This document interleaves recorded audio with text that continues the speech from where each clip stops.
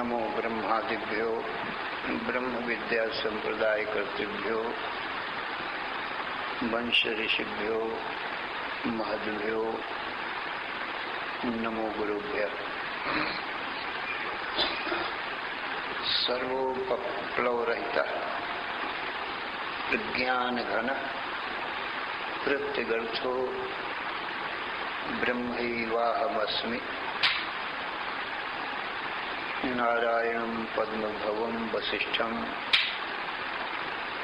शक्तिंच तत्पुत्र पराशरंच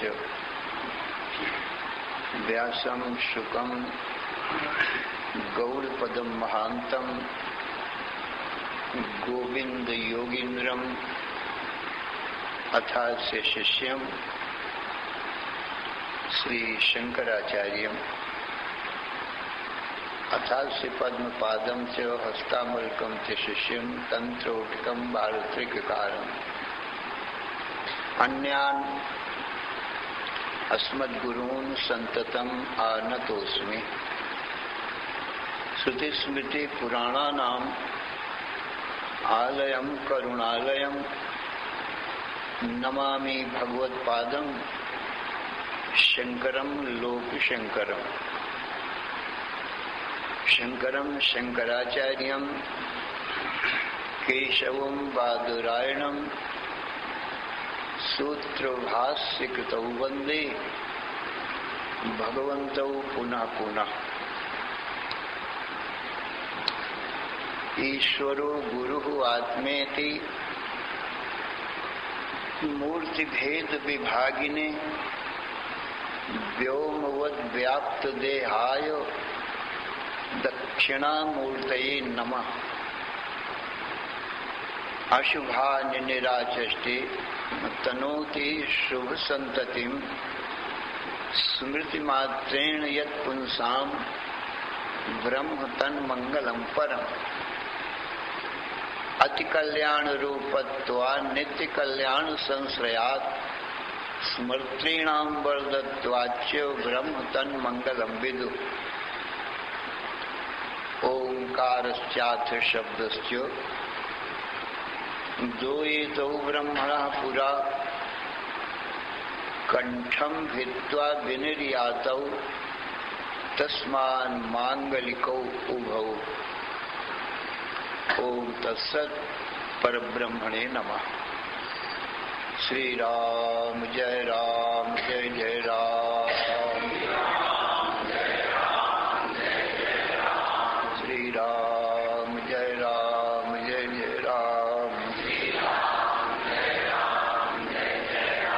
श्री राम जय जय राम। श्री राम जय जय राम। धर्म की अधर्म का प्राणियों में विश्व का हर हर महादेव।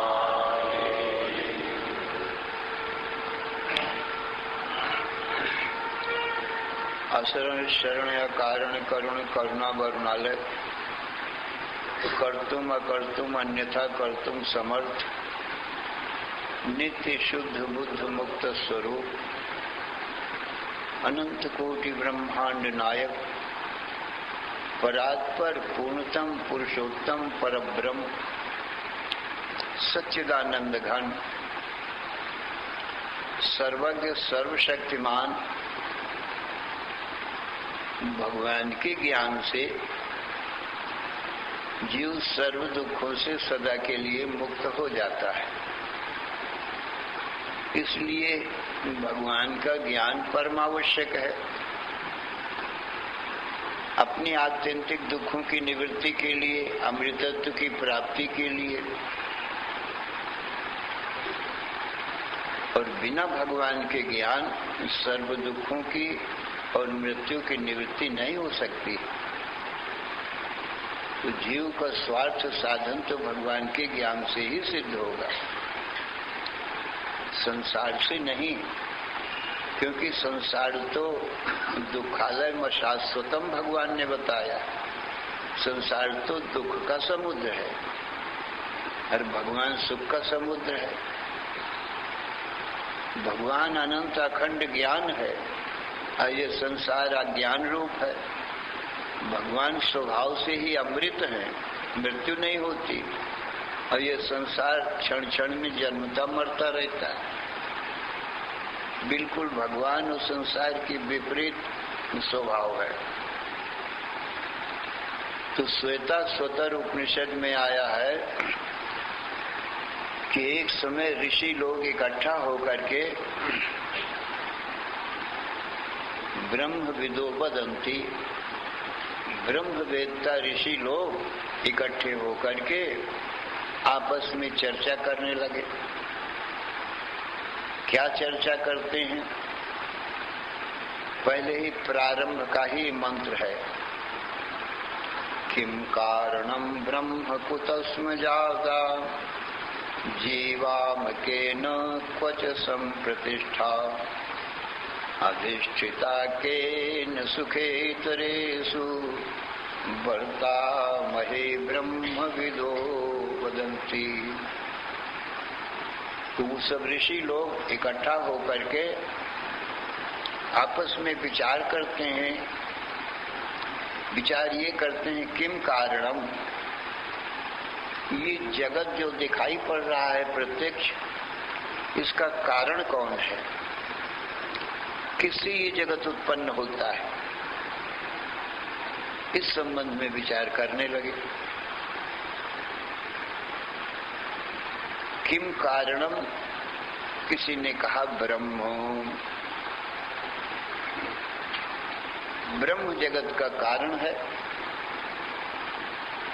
ऐसा किसी ने कहा। अब ब्रह्म के संबंध में भी जगत कारण अभिन्न निमित्तोपादान कारण है कि केवल निमित्त कारण है, अथवा उपादान कारण है, अथवा निमित्त कारण उपादान दोनों कारण है। इस संबंध में विचार करो।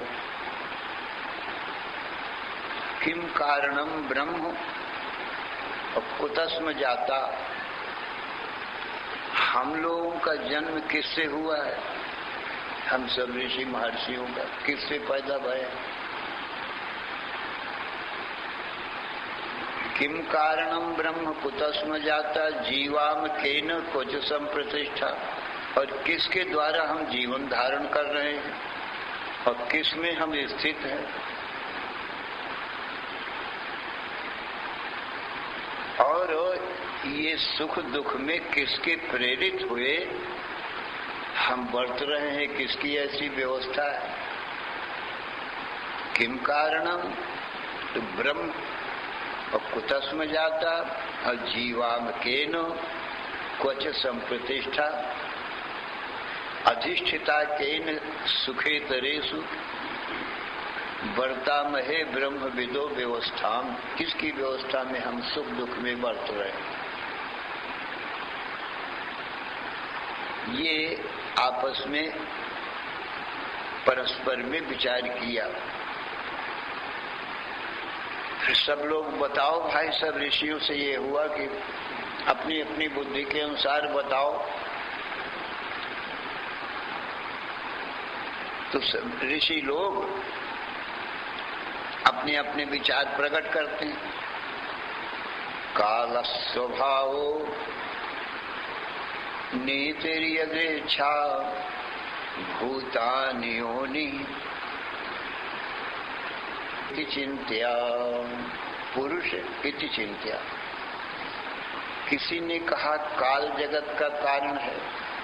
समय पाकर जैसे बरसात में पृथ्वी से सब प्रकार के बीज फूट निकलते, वर्षा काल में पृथ्वी में सब बीज रहते हैं। समय पाकर वर्षा ऋतु आई, काल पाकर फूट के निकल पड़े, ऊपर आ जाते। किसी ने कहा स्वभाव ही जगत का कारण है। किसी ने कहा नियति, नीति कहते हैं कर्म के जो संस्कार होते हैं, दही होता है, जिसको भाग्य कहते हैं, जिसको धर्म कहते हैं, वही जगत का कारण है। किसी ने कहा यदृच्छा अपने आप हो जाता है। भूतानि योनि पुरुष इति चिंत्या। किसी ने कहा ये पंच महाभूत जगत के कारण हैं। किसी ने कहा प्रकृति भूतानि, और योनि नाम यहाँ प्रकृति का है। किसी ने कहा पुरुष, पुरुष जगत का कारण है। इति चिंत्या। इस प्रकार से सब लोगों ने अपने चिंतन करके अपनी अपनी बुद्धि विचार के अनुसार सब लोगों ने बताया। पुरुष इति चिंत्या। अब उनमें वेद व्यास जी भी हैं और सभी दर्शन शास्त्र वाले जितने ऋषि हैं, मीमांसक, जैमिनी और गौतम और वशिष्ठ, सब ऋषि लोग अलग अलग हैं। और कपिल, तो ये अलग अलग दर्शन शास्त्र इन्होंने, इनके अलग अलग से हैं भी।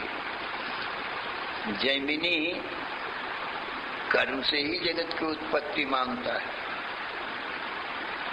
और गौतम परमाणुओं से ही मानता है।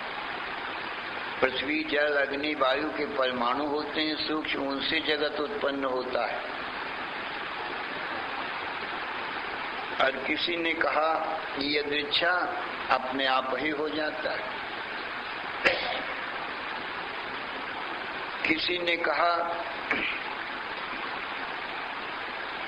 प्रकृति, प्रकृति से जगत उत्पन्न होता है। इस प्रकार से अलग अलग अपनी बुद्धि विचार के अनुसार सब लोगों ने बताया।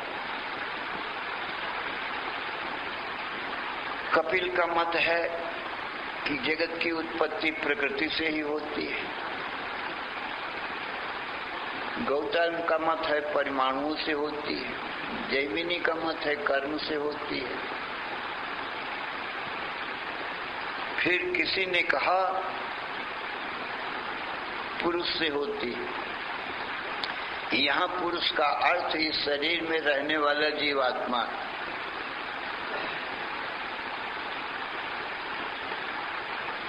तो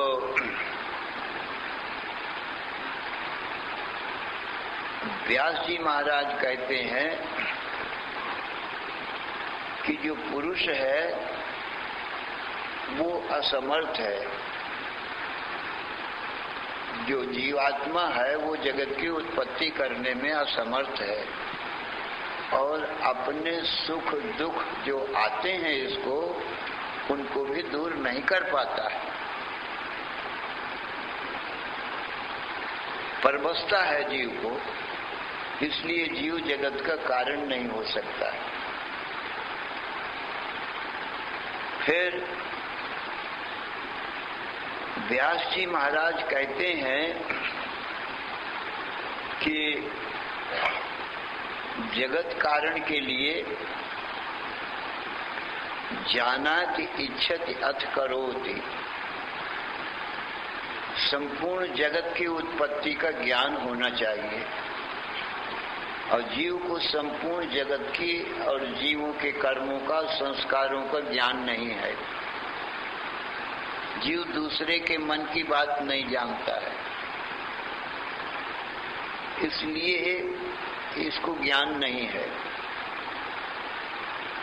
तो ज्ञान होना चाहिए, सर्वज्ञता होनी चाहिए और फिर इच्छा होनी चाहिए, पीछे प्रयत्न करना चाहिए, तब जगत हो सकता है। फिर विचार करो सब लोग, ऋषि लोग,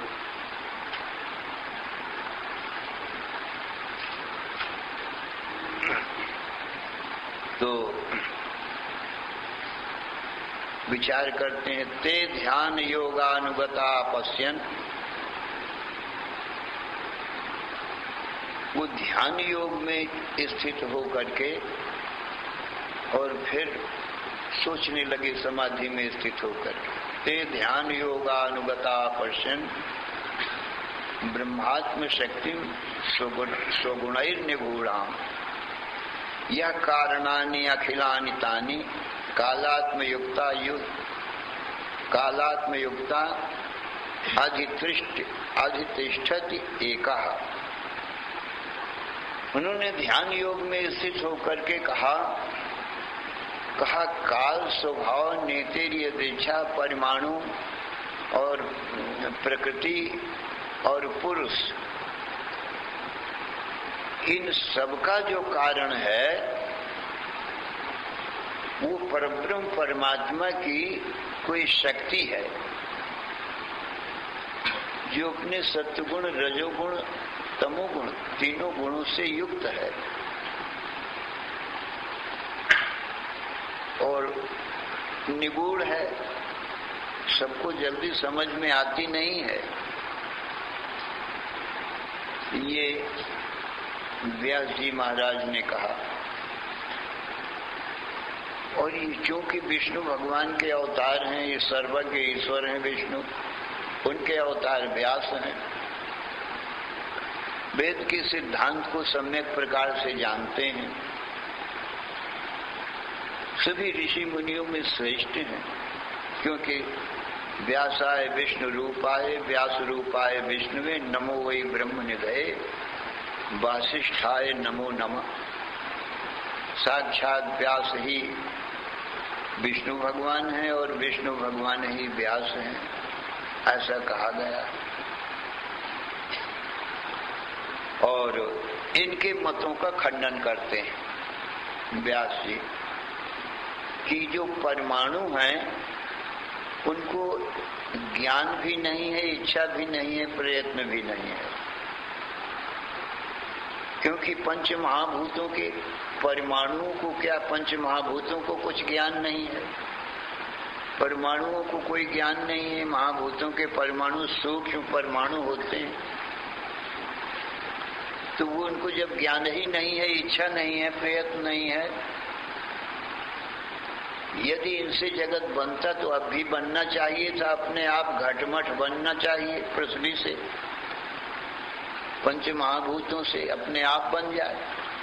सो ऐसा देखने में नहीं आता है, क्योंकि इनको ज्ञान नहीं है। प्रकृति है वो भी जड़ रूप है, उसको भी ज्ञान नहीं है, इसलिए प्रकृति भी जगत। और जो कर्म है, इंद्रिय मन बुद्धि से कर्म होते हैं, उनको भी ज्ञान नहीं है। देह, इंद्रिय, मन, बुद्धि, प्राण, किसी को ज्ञान नहीं है। और जो जीव है वो बुद्धि में पड़ा हुआ ब्रह्म चेतन का आभास मात्र है, वो अल्पज्ञ है, थोड़ा ज्ञान रखता है। इसलिए ये कोई जगत के कारण नहीं हो सकते। ये युक्ति दिया कि इच्छा ज्ञान प्रयत्न इनमें नहीं है तुम्हारे मतों में,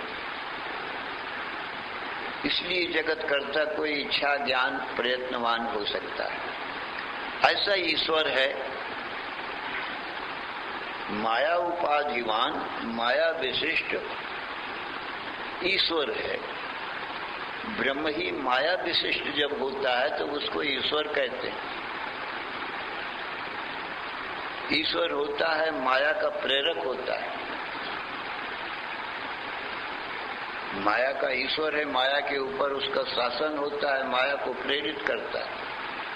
और शुद्ध स्वरूप ब्रह्म है, ईश्वर का परमार्थ स्वरूप ब्रह्म है। माया उपाधि से माया में प्रतिबिंबित होकर के वही ईश्वर कहलाता है, वो सर्वज्ञ होता है। और जो अविद्या है अथवा बुद्धि है, ये बुद्धि में जो ब्रह्म प्रतिबिंबित होता है उसको जीव कहते हैं। ये अल्पज्ञ रहता है, और ईश्वर सर्वज्ञ रहता है, क्योंकि उसकी उपाधि शुद्ध विद्या रूप माया है। जीव की उपाधि मलिन अविद्या है। इसलिए दोनों के ज्ञान में सर्वज्ञता और अल्पज्ञता का भेद है। तो जगत करता, तो ईश्वर जो है स्वभाव से अपने शुद्ध स्वरूप ब्रह्म को जानता है। अब माया उपाधिवान और माया में प्रतिबिंबित हुए ईश्वर भाव को भी जानता है। जैसे एक पुरुष पत्नी उपाधि से युक्त होता है तो पुरुष का नाम ही पति पड़ जाता है। ऐसे माया पत्नी है, माया रूपी पत्नी की उपाधि से युक्त हुआ ब्रह्म पुरुष, उसको मायापति कहने लगे। और अपने स्वरूप से तो शुद्ध ब्रह्म पूर्ण पुरुष है। उपाधिकृत ये नाम है ईश्वर। अच्छा, अकेला ब्रह्म बिना उपाधि के जगत की उत्पत्ति कर नहीं सकता है। जैसे लोक व्यवहार में कोई भी पुरुष पत्नी के बिना संतान नहीं पैदा कर सकता है, पत्नी के द्वारा ही कर सकता है। और स्त्री भी बिना पति के अकेली ये भी संतान नहीं पैदा कर सकती। तो इसको कोई निमित्त कारण पति चाहिए। यदि पुत्र पैदा करना है तो पति का संबंध चाहिए। तो अकेले अकेले कोई कर नहीं सकता। अकेली माया भी सृष्टि नहीं कर सकती,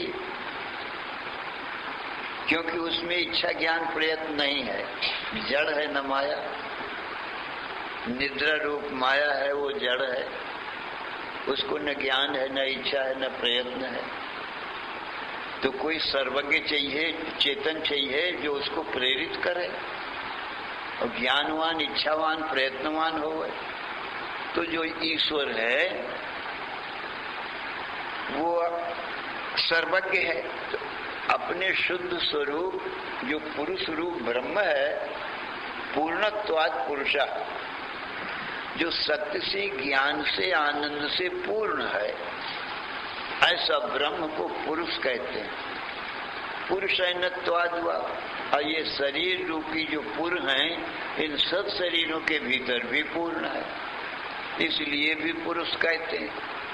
ये पुरुष शब्द का अर्थ है पूर्णत्वात् पुरुषा, पुरुषैनत्वाद् वा, ये पुरुष का अर्थ है।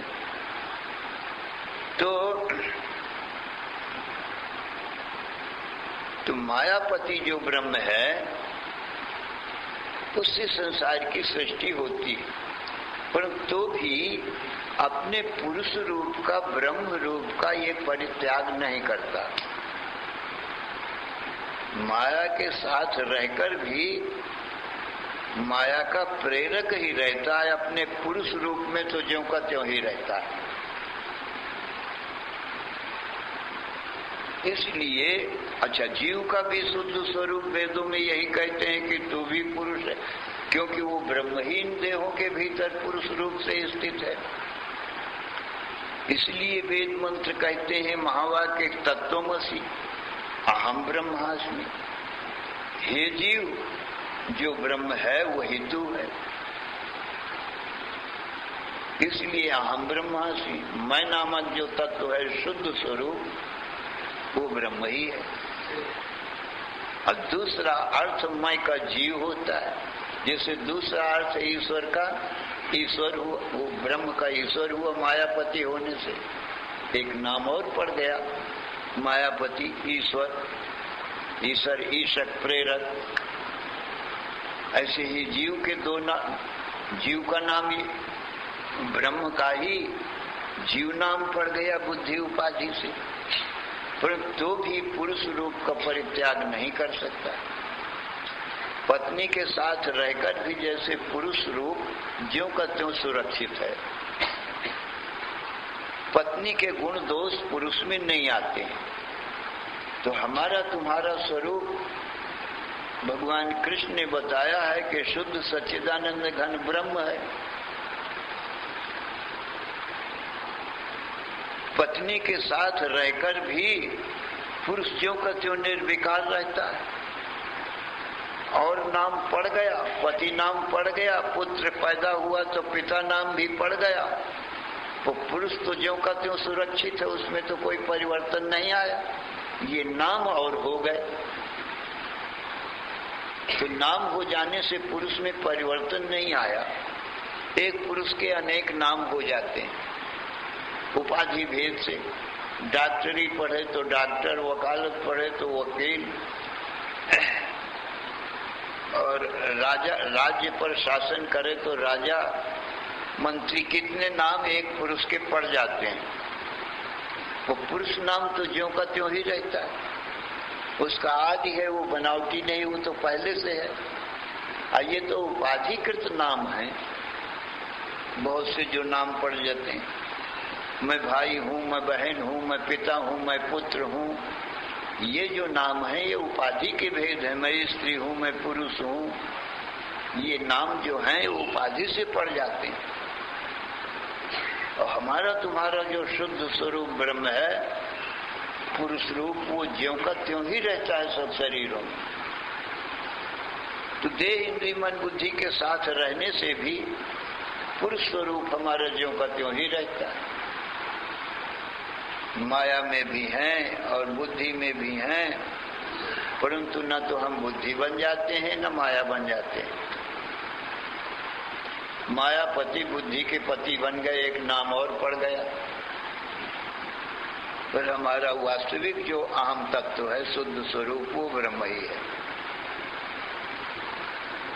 इस प्रकार से व्यास जी महाराज कहते हैं सब ऋषियों से कि वो जो ब्रह्म है उसकी माया में प्रतिबिंबित होने से और वो ईश्वर ही जगत का कारण बनता है,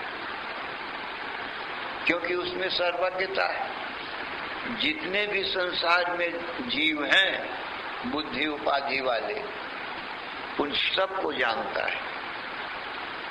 भगवान श्री कृष्ण ईश्वर के अवतार हैं, इसलिए वो अपना स्वरूप जब बताते हैं सर्वज्ञता, तो ऐसे ही बताते हैं।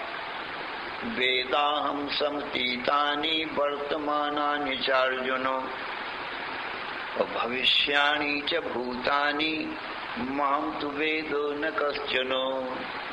अर्जुन, वेदाहम, अहम वेद, वेदाहम समतीतानि, अतीत काल में माने भूतकाल में जितने भूत प्राणी हो गए हैं, जितने जीव हो गए हैं, उन सबको मैं जानता हूँ। वेदाहम सम अतीतानि और वर्तमानानि चार्जुन, और वर्तमान में कितने अनंत कोटि ब्रह्मांड हैं, उन सबको मैं माया को जानता हूँ। माया से उत्पन्न होने वाले सब ब्रह्मांडों को जानता हूँ। और जितने ये शरीर हैं उन सब शरीरों को जानता हूँ। इन शरीरों के भीतर जितने जीव हैं उन जीवों को भी मैं जानता हूँ। और भविष्य में जो होंगे उनको मैं वर्तमान के समान ही जानता हूँ। मेरे ज्ञान में कोई फर्क नहीं आता है। वेदाहम समतीतानि वर्तमानानि चार्जुनो भविष्याणि च भूतानि, और भविष्य में होने वाले भूत प्राणियों को, तो उनके कर्मों को भी जानता हूँ और कर्म फलों को भी जानता हूँ। और जीवों के कर्म फल प्रदान करने के वास्ते जीवों को स्थूल शरीर का संबंध भी मैं ही कराता हूँ, जीवों के कर्मानुसार, अपनी तरफ से स्वयं नहीं। इसलिए गीता में भगवान ने कहा कि जगत का माता पिता फिर मैं ही हुआ, जब मैं ही सबकी उत्पत्ति करता हूँ। ईश्वर जगत की उत्पत्ति पालन संहार करता है, तो ये ईश्वर रूप बताया भगवान कृष्ण ने। पितामहस्य जगतो माता धाता पितामह, वेद्यम पवित्रम ओंकार ऋग साम यजुरेव च चातुर्वर्ण्यम मया सृष्टम गुण कर्म विभागशः तस्य कर्तारमपि माम विद्य कर्तारमव्ययम्। अर्जुन, चतुर्वर्ण का कर्ता मैं हूँ। चतुर्वर्ण कौन से हैं? ब्राह्मण, क्षत्रिय, वैश्य, शूद्र। कोई सत्वगुण प्रधान है, उनको ब्राह्मण कहते हैं। रजोगुण प्रधान है, उनका नाम क्षत्रिय है। और रजतम प्रधान है, उनका नाम वैश्य है। और तमोगुण की प्रधानता जिनके कर्मों में है, उनको शूद्र कहते हैं। ये सारी सृष्टि का कर्ता मैं हूँ। ये स्थूल शरीर मैं ही प्रदान करता हूँ। उनके गुण और स्वभाव के अनुसार उन घरों में जन्म देता हूँ। जिनका जैसा पहले का स्वभाव है, उनको ऐसे ही घर में जन्म दूंगा कि उनको अपने स्वभाव के अनुसार वो माँ बाप वो घर मिल जाए। उन घरों में भी वही, जैसे ब्राह्मण के घर में जन्म दिया तो उस जिस जीव का स्वभाव जो है सत्वगुण प्रधान है, उसको उसी घर में जन्म दिया। रजोगुण प्रधान जीव को उसके क्षत्रिय घर में जन्म दे दिया। तमोगुण प्रधान वाले शूद्रों में जन्म दे दिया। तो इसीलिए ईश्वर न्यायकारी है। अपनी तरफ से वो जन्म नहीं देता है, जीवों के कर्मानुसार उनको स्थूल शरीर प्रदान करता है। सूक्ष्म शरीर में सब कर्म रहते हैं, उसका नाश होता नहीं है। स्थूल शरीर बनते हैं, इसमें भोग भोगता है। भोग जब खत्म हो जाते हैं तो स्थूल शरीर ही नाश होता है। सूक्ष्म शरीर में चिदाभास से जीव रहता है, उसका नाश तो ज्ञान होने पर होता है सूक्ष्म शरीर का। क्योंकि ज्ञान होगा तो सूक्ष्म शरीर से अपने को जुदा जानेगा। स्थूल शरीर कारण शरीर तीनों से अपने को जुदा जानेगा तो अकर्ता होगा। जब कर्म नहीं होंगे तो भगवान कहते हैं मैं फिर उनको जन्म कैसे दूंगा? कर्मानुसार ही न जन्म देता हूं। और जिसके कर्म ही नहीं, जिसने अपने शुद्ध स्वरूप को जान लिया है, उसका जन्म मरण नहीं होता है।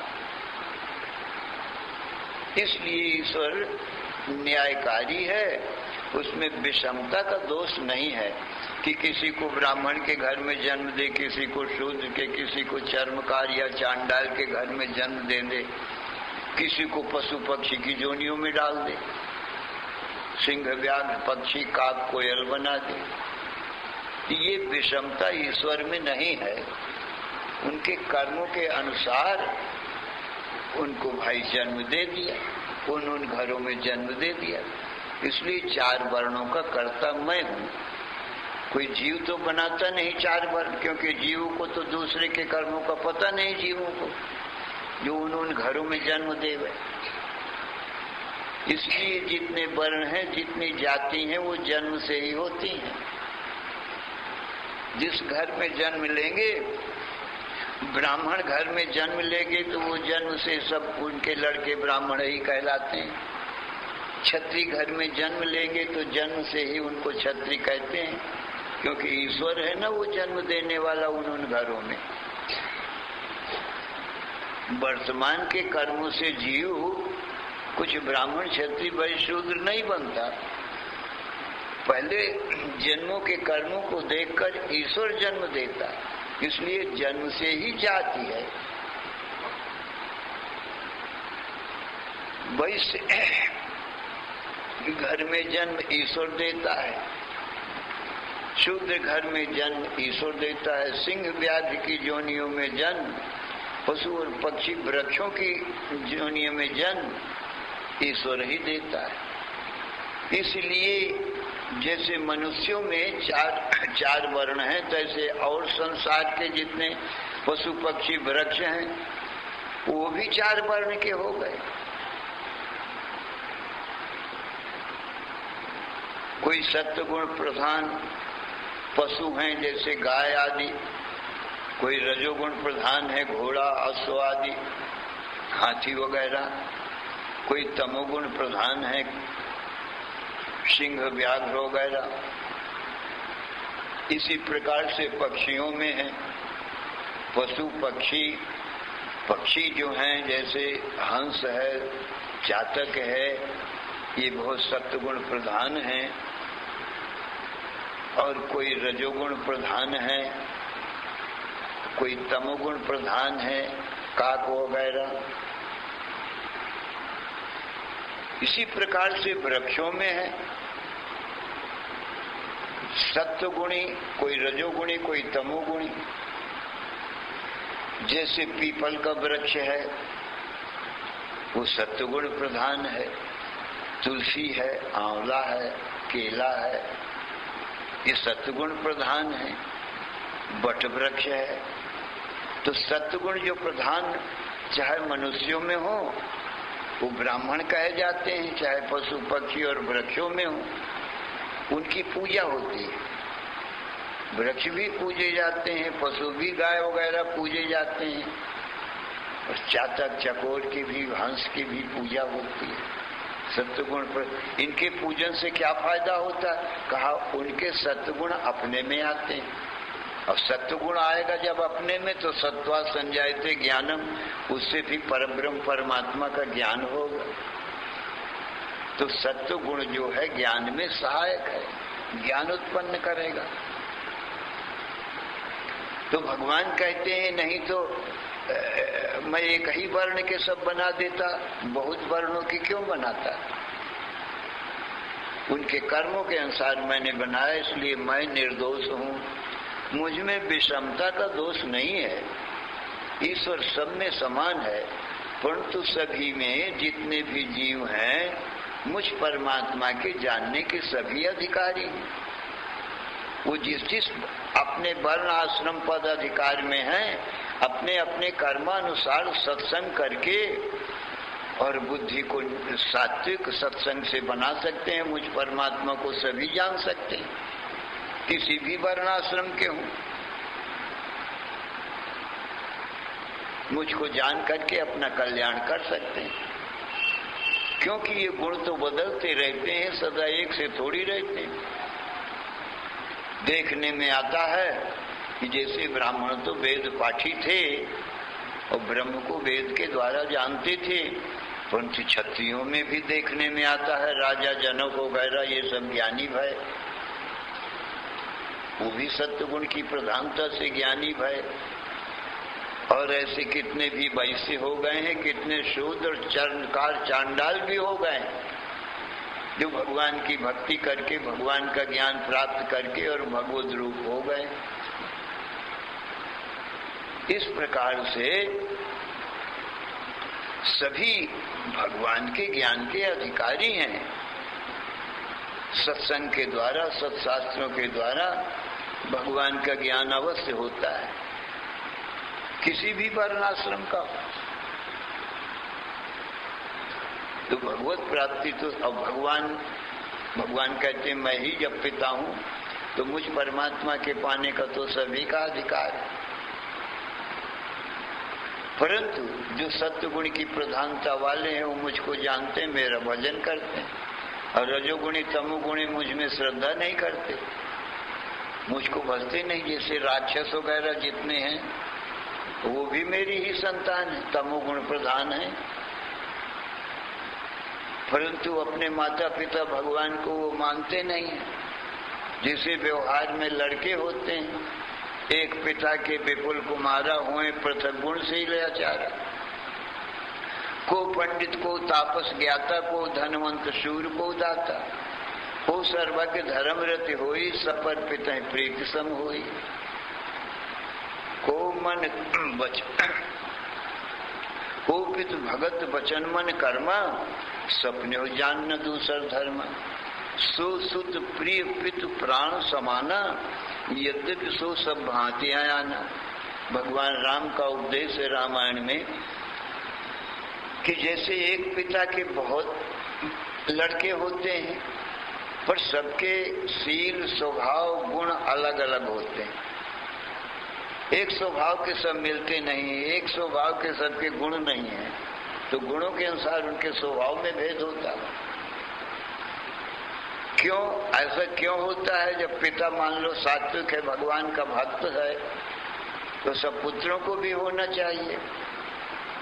कहा नहीं, ये मन बुद्धि में सात्विक और राजस तामस और गुण होते हैं और बुद्धि के द्वारा ज्ञान होता है।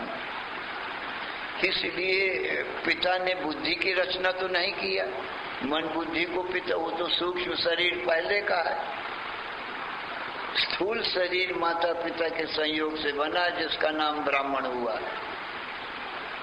और वो जो सूक्ष्म शरीर है वो तो उसका तो अनादिकाल से वो ज्यों का त्यों है, उसको भगवान के ज्ञान के बिना नाश नहीं हो सकता। वो सूक्ष्म शरीर वो हमेशा उसी का आना जाना रहता है और अनेक शरीरों को प्राप्त करता है। इसलिए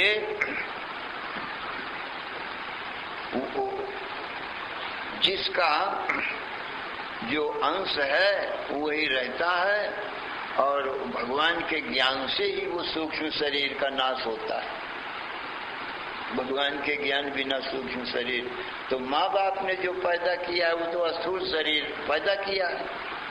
तो स्थूल शरीर प्रायः माता पिता के अनुरूप मिलते जुलते देखने में आते हैं। जैसे माँ बाप का स्थूल शरीर का रूप होता है ऊपर का आकार, वैसे बच्चों के देखने में आते हैं माँ बाप के अनुसार। जैसे सिंह का बच्चा होगा तो सिंह का ही रूप उसका होगा, गाय भैंस बकरी का बच्चा होगा तो गाय भैंस बकरी का ही रूप उसका होगा।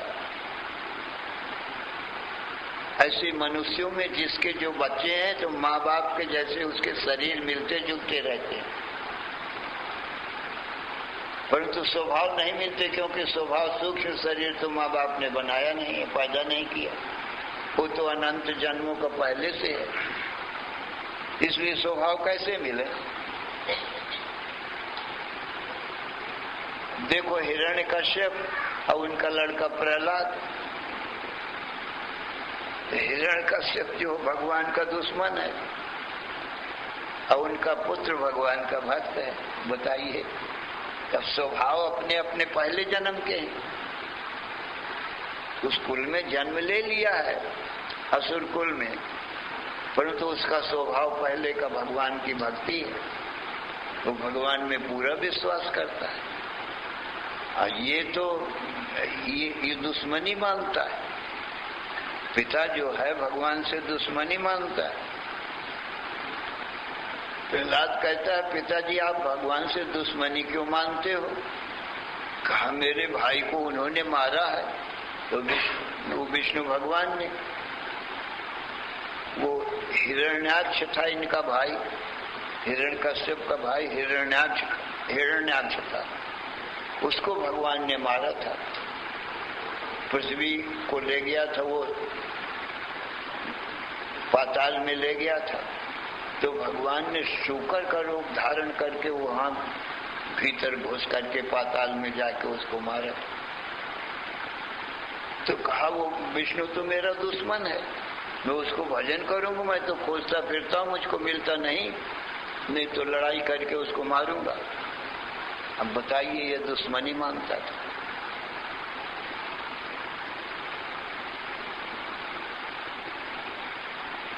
और प्रहलाद जो है भगवान का भजन ही करता था, राम ही भजन करता था। हिरण्यकश्यप ने बहुत मना किया कि मेरे दुश्मन का तू क्यों भजन करता है, मेरा भजन कर, मैं ही त्रिलोकी का राजा। ये परंतु कितना उसको कष्ट दिया अपने पुत्र को। देखो ऐसा भी कोई बाप होगा? वो राम भजता है इसलिए उससे भी दुश्मनी मानता है, अपने पुत्र से, बेटे से। बहुत कष्ट दिया उसको मारने के लिए, परंतु भगवान ने रक्षा किया, वो मार नहीं पाया।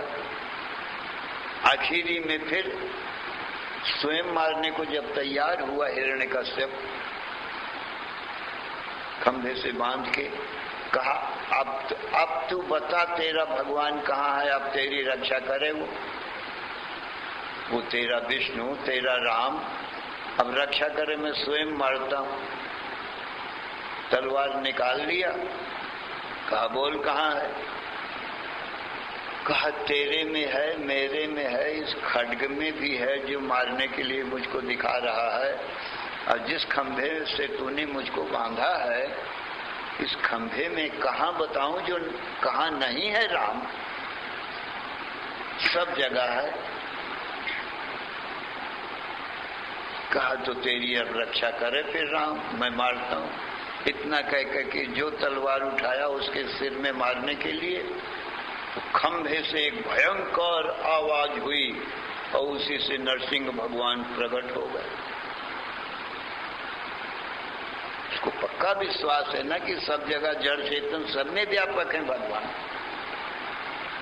प्रकट हो गए। जब बहुत आवाज हुई और वो प्रकट भय अट्टहास किया इसने भी, हिरण्यकश्यप ने कहा आहा अब मेरा शत्रु मेरे सन्मुख आया है। फिर दोनों की बहुत लड़ाई भई, भयंकर लड़ाई भई, बहुत लड़ाई भई, मारा नहीं मरता था हिरण्यकश्यप। अंत में और उसने वरदान भी मांग रखा था ब्रह्मा जी से कि मैं जल में मरूं, न थल में मरूं, न आकाश में मरूं, न भूमि में मरूं, और न मनुष्य से मरूं, न पशु पक्षी से मरूं। ये तमाम ये वरदान मांग रखा था।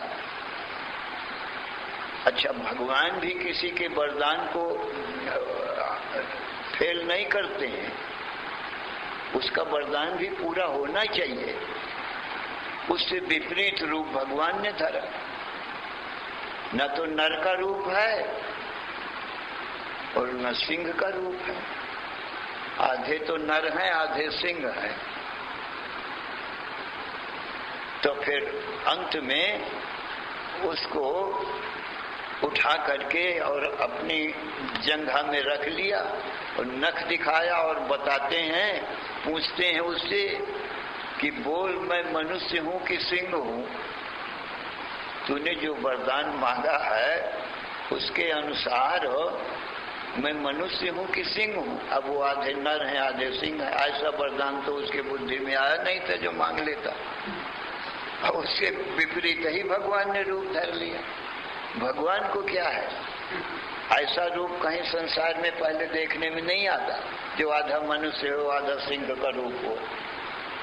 और विपरीत ब्रह्मा की सृष्टि में ऐसा रूप नहीं है, धर लिया और अपनी जंघों में रखा।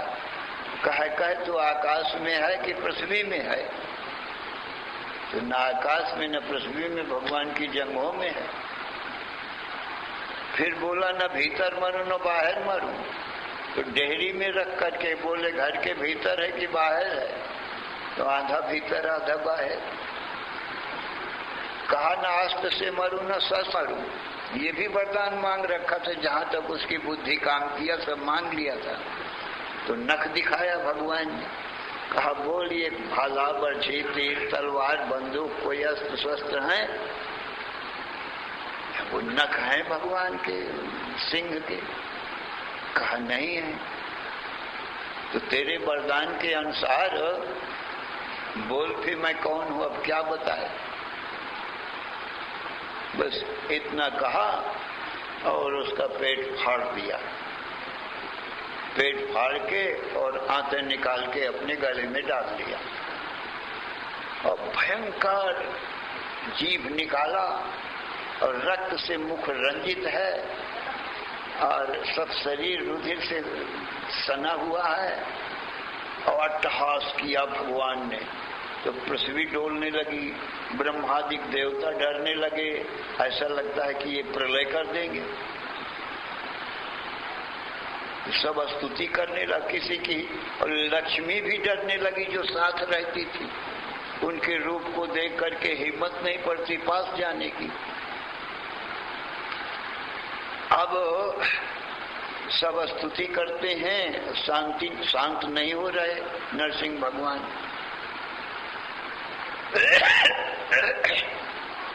फिर प्रहलाद ने स्तुति किया। प्रहलाद ने जब अब प्रहलाद उनके पास में खड़ा है, उनको उसको डर नहीं लग रहा है। और भगवान अपने जीव से प्रहलाद को प्यार से चाट रहे हैं, जैसे अपने बच्चे को सिंह चाटता है। सिंह के बच्चे को सिंह से डर नहीं लगता, वो तो प्यार से चाटता है अपने जीव से। ऐसा प्यार कर रहे हैं। अब प्रहलाद निर्भय, प्रहलाद से पूछे, भगवान ने कहा अब ये पिता को तेरे तुझको बहुत दुख दिया है, इसको मैं घोर नरक में डालूं, कहाँ भेजूं या स्वर्ग में भेजूं? तो नरक का ही काम किया है। सब देवताओं को, मनुष्यों को, सबको सताया, बड़ा पापी है। और तुझको भी सताया मेरे भक्त को। तो प्रहलाद ने बड़ी स्तुति किया और ये कहा कि मेरे पिताजी की कृपा से ही आप मुझको प्राप्त भय हो, क्योंकि पिता, मेरी भक्ति को पिताजी ने दृढ़ किया, पक्की किया। मैं नहीं मरा ना, तो मुझको आपके ऊपर ज्यादा विश्वास होता चला गया। ये देखो भगवान कैसे रक्षक है, किसी उपाय से नहीं मर रहा हूँ। पानी में डुबाया गया, आग में जलाया गया, हाथी से कुचलाया गया, विष पिलाया गया, तो प्रहलाद की भक्ति दृढ़ होती चली गई और मरा नहीं। कि देखो भगवान रक्षा बराबर करते चले जा रहे हैं। तो पिता की कृपा से मैंने तुम्हारे दर्शन किया है, इसलिए मेरे पिता को नरक में नहीं भेजना। देखो इतने दुख देने, पिता भाव रखा उसने बराबर। मातृदेव हो पितृदेव, माता पिता साक्षात देवता है। इस बुद्धि को, सात्विक बुद्धि को उसने छोड़ा नहीं। जन्म उसका हो गया उस कुल में, लेकिन भीतर से सत्य गुण बना रहा, उसका कल्याण किया। तो भगवान कृष्ण कहते हैं कि अर्जुन, इस प्रकार से जीवों के कर्मानुसार 4 वर्ण का मैं सृष्टा होता ही हूँ, परंतु माया के द्वारा ही करता हूँ, क्योंकि माया बिना मैं सृष्टि नहीं कर सकता हूँ। मेरा शुद्ध स्वरूप सच्चिदानंद घन ब्रह्म है, और हे अर्जुन तेरा भी शुद्ध स्वरूप वही सच्चिदानंद घन ब्रह्म है। ये जो मैंने गुणों के अनुसार तेरा शरीर रचा है, ये शरीर तेरा स्वरूप नहीं है, और तू मेरा भक्त है। तुझ में सत्वगुण की प्रधानता है। इस समय क्षत्रिय कुल में जन्म लिया है, पर भगवान मुझ परमात्मा का भक्त है। इसलिए ये जितने स्थूल शरीर हैं, सूक्ष्म शरीर हैं, कारण शरीर हैं, ये सब मेरी माया से बनते हैं। और तू इन शरीर भी नहीं है, और न सूक्ष्म शरीर है जिसमें कर्म धर्म होते हैं। तू तो मेरा स्वरूप है। ये ज्ञान दिया तो भक्त ज्ञान का अधिकारी हो जाता है, किसी वर्ण आश्रम का हो। वो ज्ञान का अधिकारी, उसको ज्ञान अवश्य ही होता है।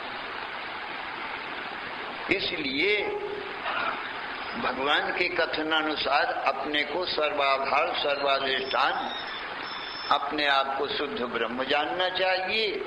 और ऋषियों के द्वारा विचार किए हुए जगत कारण भगवान ही हैं, पर माया के द्वारा जगत करते हैं। इसलिए जगत सत्य नहीं है, क्योंकि जो जो माया से बनता है वो झूठा ही होता है। इंद्रजालवत, देवादिवत, देवता लोग माया से बहुत रूप धरते हैं पर झूठे होते हैं। ऐसे ही भगवान कहते हैं माया से मैं जगत पैदा करता हूँ इसलिए झूठा, परंतु माया का दृष्टा तू ही सत्य है। तो हमको, आपको, ये सब ऋषियों के विचारों का निर्णय हुआ कि शुद्ध सच्चिदानंद ब्रह्म हमारा तुम्हारा स्वरूप है। और ये देह, इंद्रिय, मन, बुद्धि, प्राण और ये शरीर, वर्ण, आश्रम, पद, अधिकार, ये हमारे स्वरूप नहीं है, ये तो माया राज्य में है। इसलिए अपने शुद्ध स्वरूप को सच्चिदानंद ब्रह्म जानना चाहिए। सभी ऋषि मुनियों का ये विचार पूर्वक निर्णय हुआ है। ईश्वर का, भगवान का ये निर्णय है। श्री राम जय जय राम।